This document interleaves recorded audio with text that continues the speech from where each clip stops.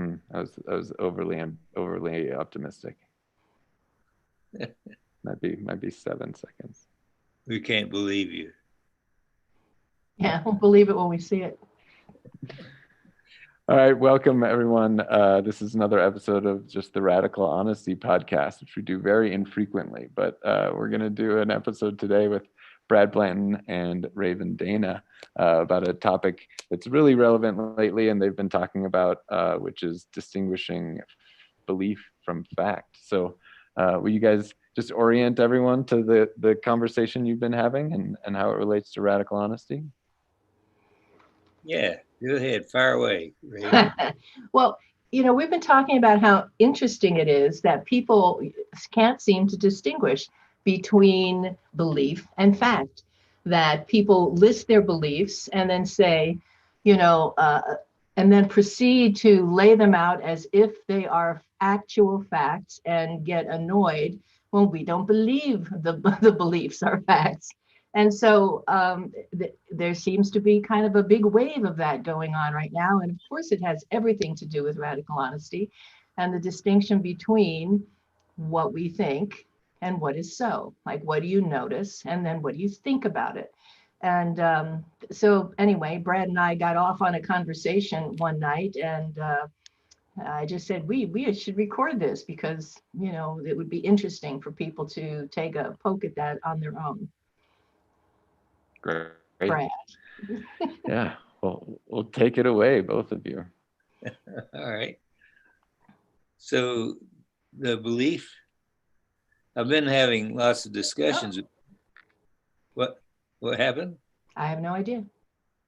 Okay. I've been having discussions. You've been having lots of discussions. Well, we've been talking since the election about Yes. how hard it is to believe that 71 million people voted for Donald Trump. Still. Mm-hmm. And I'm happy that 75 plus million voted for the Democrats.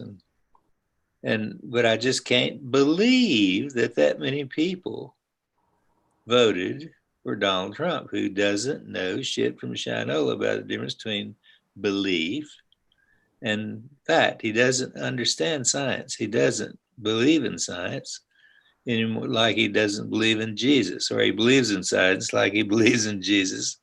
It means he'll go to a church that looks like it's politically feasible, and he'll act like he believes in science if that seems to be politically right. But it has nothing to do with a screening about is this real or not. It has to do with what influence will this have on my reputation. Well, we were also talking about how mind-boggling it is for people who are educated and they themselves believe in science, and they seem to be relatively put together in the world, and they seem to have families and jobs and in every other way seem intelligent. And what is it like? What happens to those people that they can find a way to vote for someone who appears to be the opposite of what they are, what they believe in, what their lifestyle, what Kool-Aid are they drinking, right? Like, how do they suspend their own observation of reality in the world in order to supplant it with the belief that this is somehow a good thing? I know, that's it. Well, I can't believe that. Right? So it's like, how does that happen? That's what we were talking about. Like, so how the hell does that happen? How do humans do that? And it has something to do, I think, with the desire to keep looking good, to look like a good person. And in order to look like a good person, you have to pretend that the bad things aren't happening. Otherwise, you're aligning yourself with the bad things. So you have to pick out one or two things that appear to be good. Oh, look at that economy. Look at that 401k. And it doesn't even matter if that's real. It just matters that that's something that they can hang their hat on.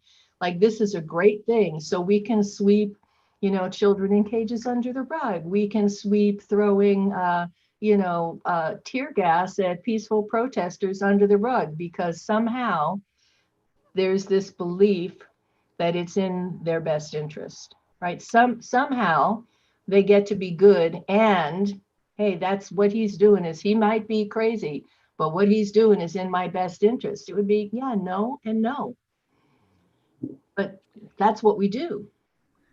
Yeah, it's funny. People who aren't very familiar with radical honesty, like I lead a meetup, and I'd say the majority of the people who go to my monthly meetup here are new to radical honesty, and they do just think of it as just like, yeah, kind of blabbering your beliefs without restraint, Uh, and that's their impression of what radical honesty is. And you know, I think they might even get a little bit uh, dejected when they come and realize that so much of what radical honesty is about is distinguishing thoughts from observations, Yes, distinguishing learning how to unhook from your own beliefs. mhm, concepts from precepts, as Brad often says, Yes. distinguishing those two.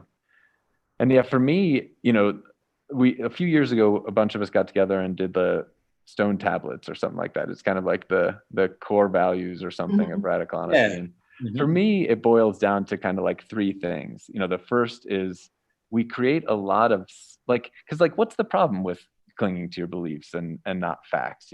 Like for me, one of the big ones is it's stressful.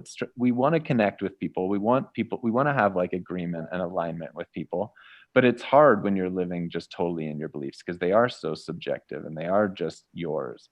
And so it causes a lot of stress to relate to the world as you imagine it instead of relating to the world as it is, because you don't get as much agreement as you would like, or you have to get into an echo chamber where you've just got a few people who kind of like agree with this, but then it's always very dejecting to see the rest of the world or people that don't align with you. It always is really, for me, really isolating. So for me, that's one problem with just like clinging to beliefs. And then the second is it, you know, and radical honesty is about that. It's That would about be a freeing problem I ourselves. would call a major problem of contact. That is, that your beliefs are getting in the way of your contact with the other being. Hmm. You can get belief bumping against belief, but Hmm. that's as close as you're going to get. You're Yes. Yeah. not going to get uh, any visceral, actual, literal touching contact. Hmm. Well, And that's It's a that's like the belief. second Yeah. goal of radical honesty is improving our ability to connect with people, free yourself from the suffering of clinging to beliefs and lying and pretending and hiding. And then secondary, or the second thing in the list, it's not sub two, but is this, yeah, ability to meaningfully connect with other people, which again you do mainly based on objective experience, not on subjective beliefs. well. What one of the things though that I found particularly strange and disturbing was that people that I actually asked, how did you come to believe what you believe? Like, how did you get there? Because honest to God, I'm mystified. And not only would they not answer me, but they became extraordinarily defensive. You're just trying to change my beliefs. No, I'm trying to figure out how you got the belief you got. Because as I measure what you're saying against reality, I am not following you. And they would not answer me. And so then I thought, wow, that's a lot of Kool-Aid, right? There's a lot of Kool-Aid in there. So to me, there's this some level of awareness, right? That the choice is not, it's not purely about beliefs. It is, but it's more of a story about beliefs than an actual belief that those beliefs are real, because otherwise they'd be able to, or at least be willing to tell me how they got there. And so I Well, found they that don't. profoundly disturbing. They may feel defensive because they don't know, and they know they don't know.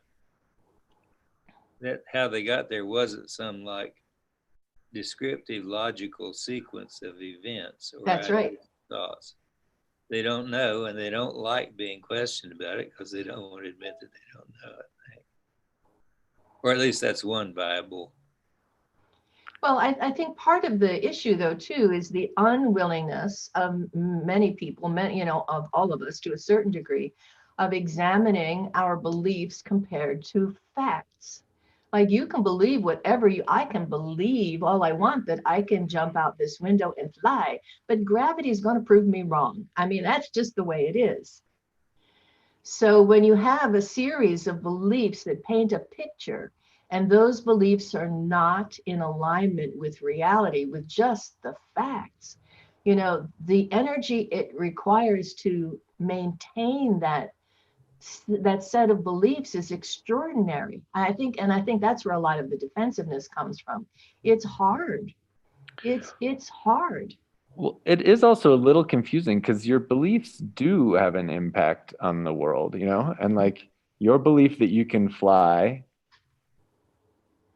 if you and I both try and fly out your window and I believe I can't and you believe you can, I think there's probably some subtle way where your belief is going to end up helping. One of the problems is that My people end belief up, in a parachute will help me. yeah. I think there's a problem when people take that to some kind of supernatural, mystical, Yeah. direction, and don't pay attention to what are these subtle differences that happen when I believe something that kind of make it true. And I bet, like Donald Trump has been, I mean, he can say something that's not aligned with reality long enough that it maybe in some instances in his life has started becoming aligned with reality, and but just not understanding how that happens, like what are the actual mechanisms of like the secret or the power of positive thinking, or what is actually at play. And like going back to what Brad said, not really being a scientist himself gets in the way of really understanding how that works. Yeah. It's like understanding how it doesn't work is very easy. It seems like to me. But for me, I'm very grateful. I just got my checks for my audiobooks and my written books for this month, and I made $6,000 this month off of publishing. What I was making like 2 years ago and a year ago, it was like $2,000 a month. Or at least before I'm Trump. making a whole lot of money off of the book Radical Honesty and Practicing Radical Honesty and the audiobooks now, comparatively, because of this wonderful poster child about the life of belief. Because I don't believe, I think even people that follow Donald Trump can tell that he's not a very happy man. Don't you think it's obvious that he's not a very happy man? Well, Even the Trumper, I mean, how could they say, well, he's just snide and sneering. Now and then he might have something that's a little bit charming or funny. I don't seem to get much of it. but the question is, with this great example, who's such a great bad example, that people are desperately looking for something even as far out as radical honesty to counter it, is that how can so many people not get that? and I don't think that it's that they necessarily don't get it. I think that there's some deeper things at play, and that if you have a fair number of people who have their own biases and they have their own that they don't want to admit, they have their own racism, sexism, their isms are all up and running. And so here is somebody who validates those isms, who is the poster child for those isms. And I think there's a certain comfort in jumping on that bandwagon because, again, there's some way in which they can pretend, like he pretends, that he's not racist and he's not sexist. And so it becomes a convenient way to, again, feel like you're okay and still hold all the same hatreds and bullshit that you've always held, that you're not interested in self-challenging. And I think that's a problem. That's a problem for all of us. I think he did us a great service. I think Trump actually provided a really needed, necessary service for us to be able to point and identify what it is in ourselves that we need to be looking at if we really want social change, and to do the work on an individual, family, and community level. That work still needs to be done. All he did was bring it to the surface. Yeah. I would suggest that's important, though, what you just said about how people get to maintain without digging into reforming or confronting their own like stacked Yes, beliefs that justifies their behavior that they already feel a little bit guilty about, that's right.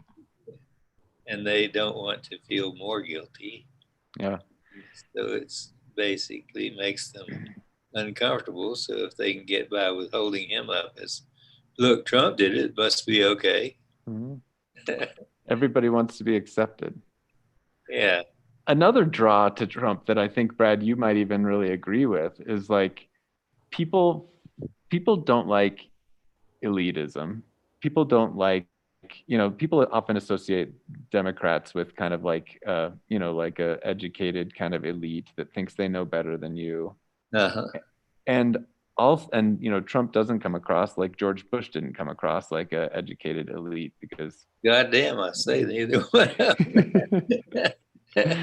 um, and so people hate that, which on some level you hate too. I mean, you have a Yeah. PhD, but you're also trailer trash. Yeah. And yeah. And then also, people don't like being controlled and told what to do. And I think there's this idea with big government and with liberalism that these social systems and government systems, while they're meant to be a safety net and whatever, they're also some level of control over us. And like, think the Republicans, even if you're dirt poor, even if you're, whatever, even if you're dirt poor, you want to be self-reliant. Everybody wants to be self-reliant. Everybody wants to, have that autonomy. And I think there's this like maybe irrational belief that the left invades our autonomy and that the right kind of supports our autonomy. Well, again, I think it comes back to, hey, let's look at the facts. Has anyone taken everyone's guns away? That would be no. And I know plenty of liberals who own guns and go to the range regularly. So again, I think, part of the issue is, like you said, this sweeping belief rather than conversations and talking to people across the aisle and getting to know human beings as human beings. And like, let's see what's really happening rather than our imagining about what's happening. And yes, people for sure are very reactive when it comes to the fear of having something taken away or stifled or removed. And on the other side of the coin, when you're so steeped in that fear, then you're also vulnerable to have things taken away and removed because you're distracted. So again, what we're looking at in what has happened in this administration is that there certainly has been a giant step back toward the dark ages when it comes to the rights and human rights and women's rights. And so this isn't a movement toward freedom. There's nothing in here that looks like freedom. Well, it's an example. It feels like it's like what you said about how it's a justification for not having to test your own limits, Yes, your own measures. exactly. But the pride in not being dominated, that redneck show when they go out and get drunk, get arrested, and end up in jail and lose their truck, is not what you call a win. Except when they talk about it, they'll tell the story as though it was a win. Because that's what you do when you're used to being down and out and you know you're going to get screwed anyway. Figure out a way how I arranged to get screwed this way and start bragging about it or something. But I don't know how in the world that twistedness doesn't come untwisted. It's like it's a combination of fear and anger. Yes. And that's why I call it fanger. A combination of fear and anger is fanger. Everybody gets the fanger. Yep. That you don't want to let these bastards control you. I don't want liberals controlling me either. I don't like liberals either. I certainly identify with that. But then if you're going to kiss the ass of somebody like Donald Trump, is that really progress? That's what I got to say to him. Well, and again, and I think it is part of it for me anyway, having conversations with people comes back to that inability to measure, to look at the belief against the facts of what's happened or what's happening. When I've said to people, um, so what do you think about these kids in cages? And the answer is, well, Obama put kids in cages. I said, okay, I'm not going to argue that. Let's say it's true. It still sucks. What do you think about kids in cages? Well, Trump's done blah, blah, blah, blah. I said, yeah, but what do you think about kids in cages? Like nothing, crickets. So, that kind of thinking, again, this has to do with us as individuals, not examining what the hell choices we're making. It's like, okay, are you willing to have kids in cages in order to get whatever that thing is you think you're getting, in order to improve your 401k? Is it okay with you that we put kids in cages and take them away from their parents? Is that okay with you? No. Well, they don't have to answer that as long as that belief isn't real. It's the belief has real consequences, and real kids get real hurt, and they get taken away from their parents, and real parents get hurt. Yes. And it's real damage is done. But if it's just a matter of belief, well, it may be worth the damage if the belief gets further. That's where war goes on. Keep on get it. Stupid fucking wars. Forever and for fucking ever, forever. People keep going to war. As soon as you get offended, you think, well, and I daydream about killing Trump all the time. And I think probably lots of, they can't keep up with searching us all out because there are fucking millions of us. but the times that you can get arrested for your beliefs, when you have a whole bunch of general beliefs that are shared by a lot of people that believe this bullshit, then you're kind of protected in a way, even if you know you're wrong, because you're numbering in the thousands. True. The issue, though, I think, is when it comes back to personal beliefs, that in order to relate, in order to make contact, you have to be willing. You don't have to agree, and yet you have to be willing to explore the possibility that beliefs are, by God, just beliefs, right? Your beliefs are just beliefs, and let's see what lies beyond that threshold. And go into a conversation with some desire for discovery and inquiry, and where's our common ground? What do we have in common here? How do we get past the disruption in beliefs? Because it's, like I've said a lot to people who say all these good things about Trump. It's like, this is for me, it's not a political conversation. This is not about the politics of Democrats and Republicans.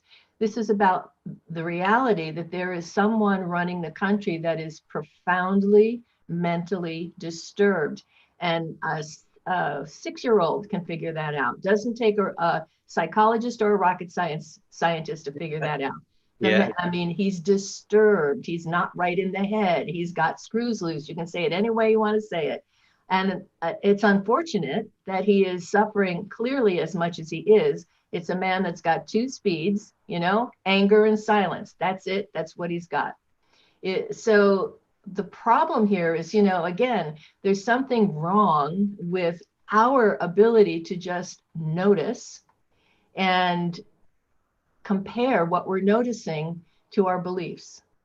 Like, even if he were doing great things, he's not right in the head and he's not predictable. So let's just not do that to the country. There's something wrong here. Just on the most fundamental level, there's something wrong here.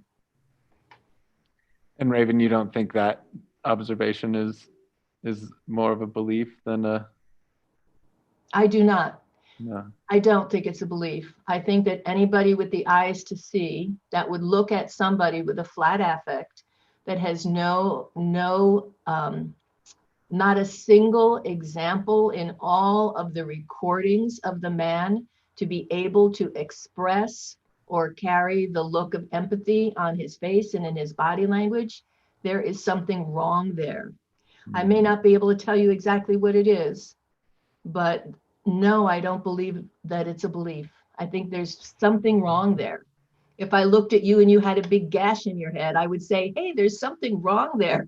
And there's something wrong in um, his, the way he moves, the way he speaks. There's something wrong there. Well, I agree, but of course I'm on the same kind of side of thinking you are. But there's an even worse thing, which is beliefs change and feelings change. And so here's like, take the simple example of, I say, well, I haven't seen anybody for days. I've been running around going stir crazy, and somebody comes over to visit.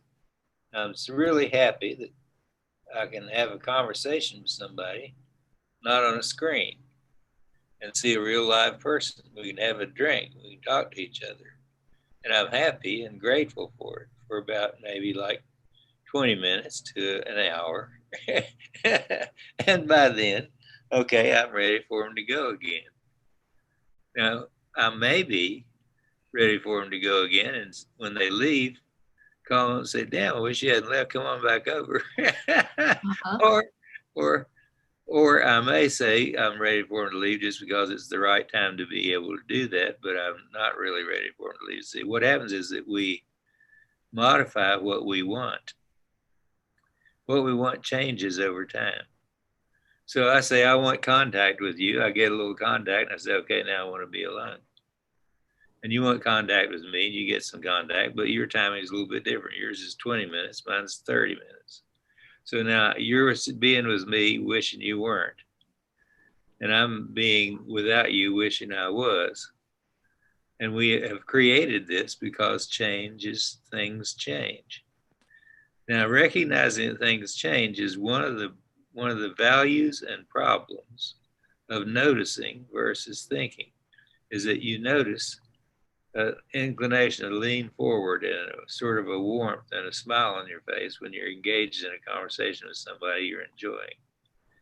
And then after the third time they told you their conspiracy theory, you say, okay, you told me that twice, fuck you. Yep. and so and what happens is we have to give ourselves a break a little bit. Say, well, you poor thing, no wonder you can't get shit figured out, because shit keeps changing on you every like 15 minutes, even every 15 seconds if you look close enough.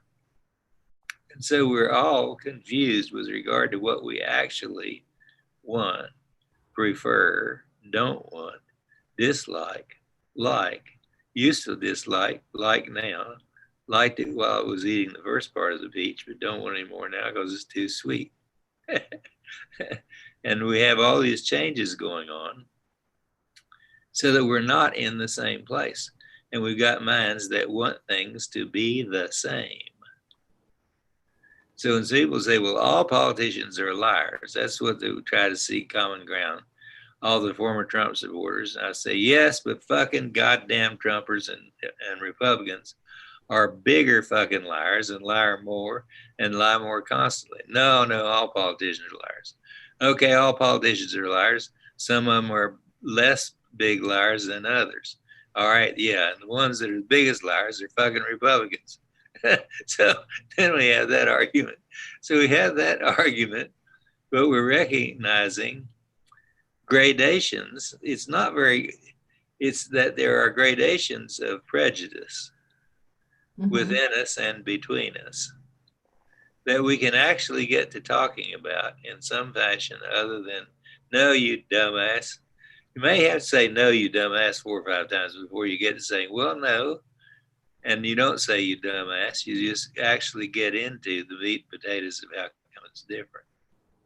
So I always recommend at least a 2-stage process, which you've heard about too many times. But the 2-stage process to forgiveness is that you first say what the hurt is and feel it, or what the anger is and feel it, and let it increase and decrease and recede and partially fade away, in order to have another conversation in the new ground of the new noticing space of being, so that you can talk about something not just absolute ideological ideation, but as something that has the quality of experience to it.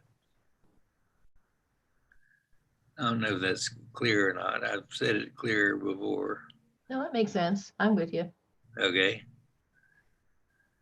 So if there is some way that we can get in a fight with a Republican, we might have a decent conversation with them. But if you don't do anything but say, well, I believe you must be wrong, and they say, yes, I believe you must be wrong, pass the tea, we're never going to get beyond the British Empire, which we sure as hell not Well, beyond there's that. yet.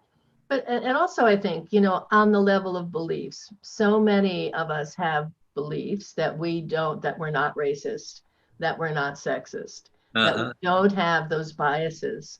And it's ridiculous. I mean, when you're like, fish don't know that they're in the water because they're in the water. Well, we grew up breathing and drinking and watching and eating and smelling racism and sexism. And it's been woven into the fabric of our lives, and to imagine that we're free from it is it's ridiculous, right?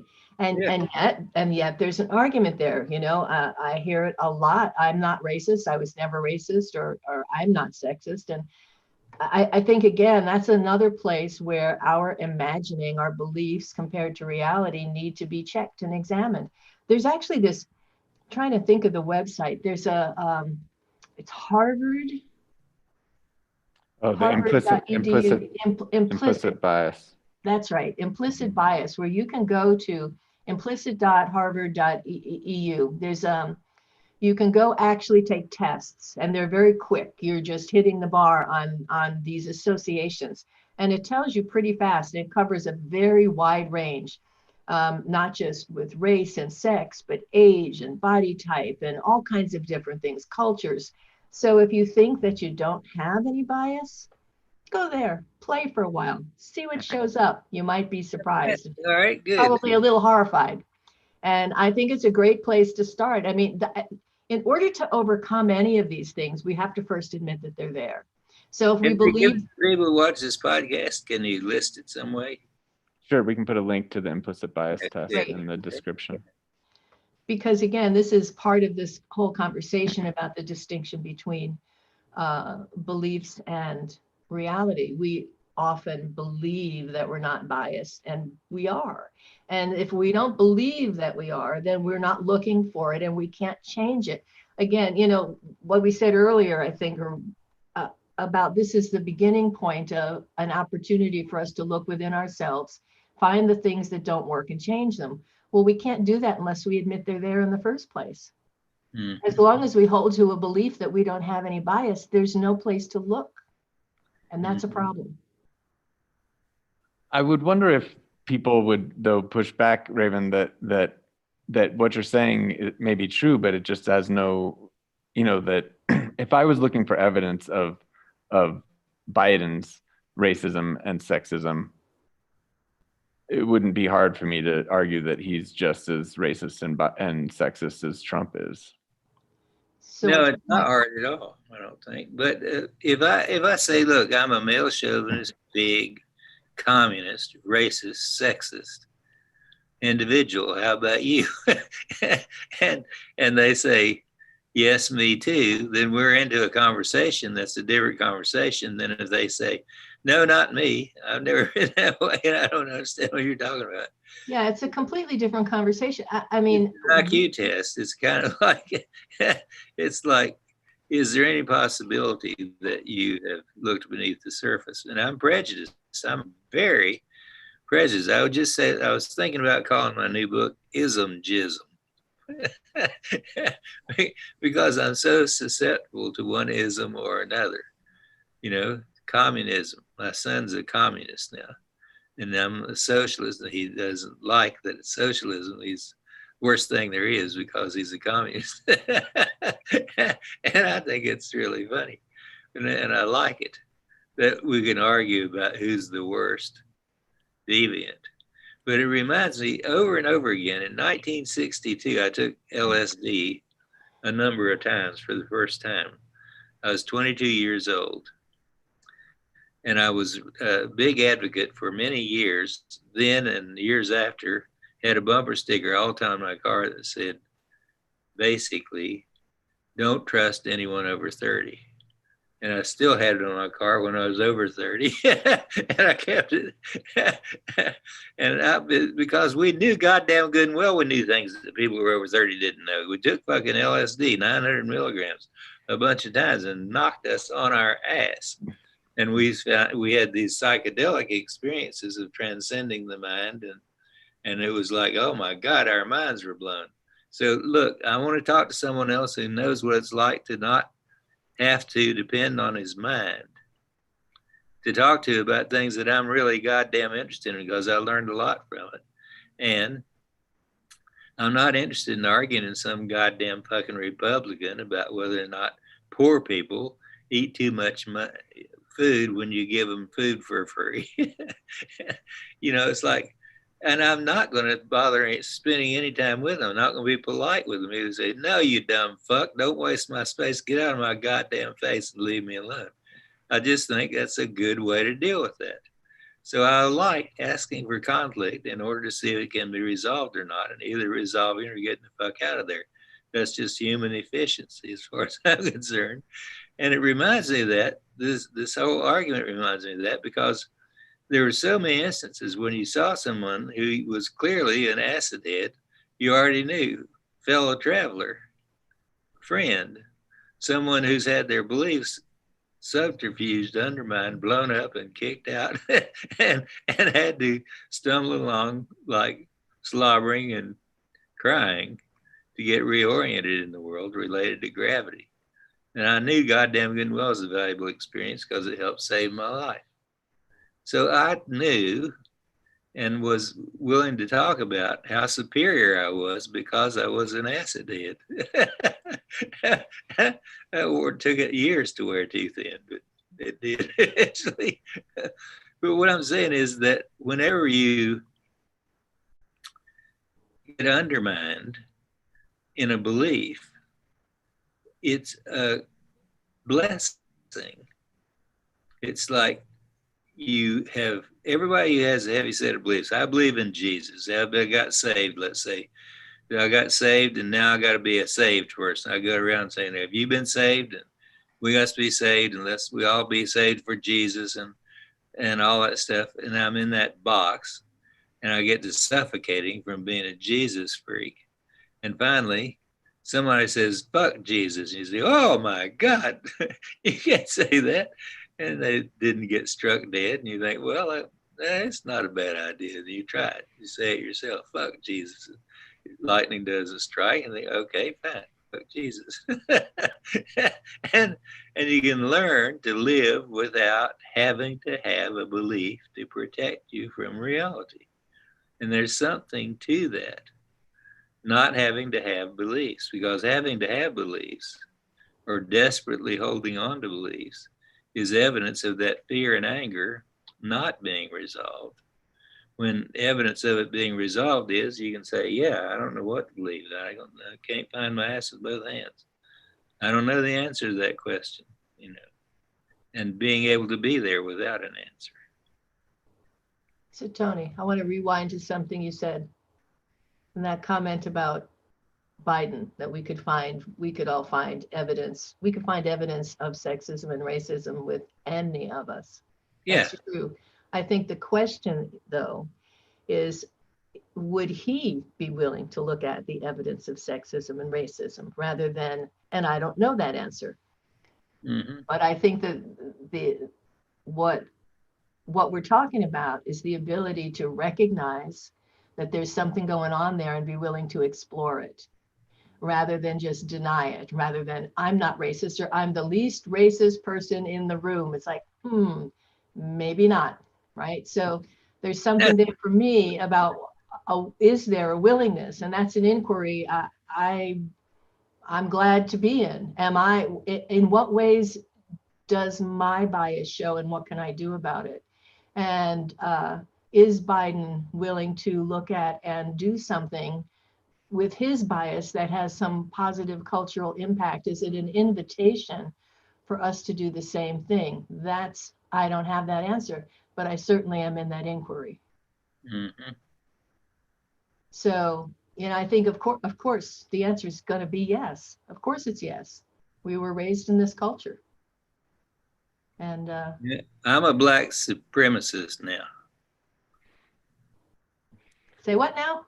I'm a black supremacist, Okay, a white inferiorist. yeah, there you go. Radical Honesty Enterprises Incorporated does not endorse the views of our guests or participants. We don't even know.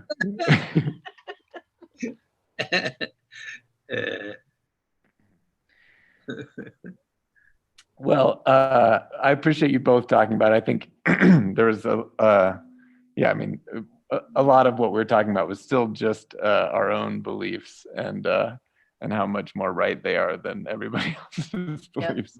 It occurred to me, but yeah, I mean, I do want to encourage people, and I'm not trying to wrap you guys up. We can keep going with anything you want to go with, but if you do want to explore without taking LSD necessarily any of the stuff Brad was talking about, look for a local meetup or the book, and look into some of these exercises that are all aimed at really stepping out of belief and understanding the distinction between noticing objective, being grounded in your noticing perceptions in your body versus being grounded in these thoughts, which for me was probably definitely the biggest breakthrough, and what got me interested in radical honesty is I didn't even realize that I was living in my head, and I didn't realize that there was any alternative to just kind of living in my head and having my identity based on beliefs and having my whole experience in life being kind of mental and not experiential. And I think there has to be a little willingness to be uncomfortable, because we're so wrapped up in the idea that our beliefs protect us, and that's certainly not the case. So if we're willing to we put too much value on our comfort. If we're willing to be a little uncomfortable and challenge those beliefs, then we find greater comfort in being grounded in our experience, which is just a different place to land. Right. Mm-hmm. Well, I wanted to do one commercial for this book by Alan Alda. The book is If I Understood You, Would I Have This Look on My Face? Show it to us. It's a New York Times best-selling book. If I understood you, would I have this look on my face? From the actor from MASH. Mm-hmm. Yeah. Mm-hmm. And it's really great because he talks about radical honesty improv. He doesn't call it radical honesty improv, I do, but it's about improv. He runs improv games with people and they get closer to each other, and he started interested in the phenomenon for years and years that when people just don't have their lines prepared and they do spontaneous things, they get to know each other in a different way. And they are all pretty excited about the connections they make with each other because they're not operating on a series of previously existing beliefs. They're operating on a path of discovery that comes from being surprised, noticing, not knowing what they're going to say next, and being as surprised about what they say next as what the other person says next. And that this ability to not be all pat and figured out and have your beliefs in order and have a plan and know what your line is when you're an actor, is the thing is to get into the group in such a way that the scene occurs because of the people interacting there more than because of the script writer. And about the whole ad lib method that allows people to have the freedom to notice what's going on with themselves and each other and have it be operating based on that. I've only read about 2/3 of it, but it's funny, and it's also really good about improv. Yeah, I've read it. It's a fun book. Yeah. I wonder, did I get it from you? I might have. You might have. I might have. Well, hopefully that clears up everybody's questions about belief versus fact. Sure. Yeah, sure. Yeah.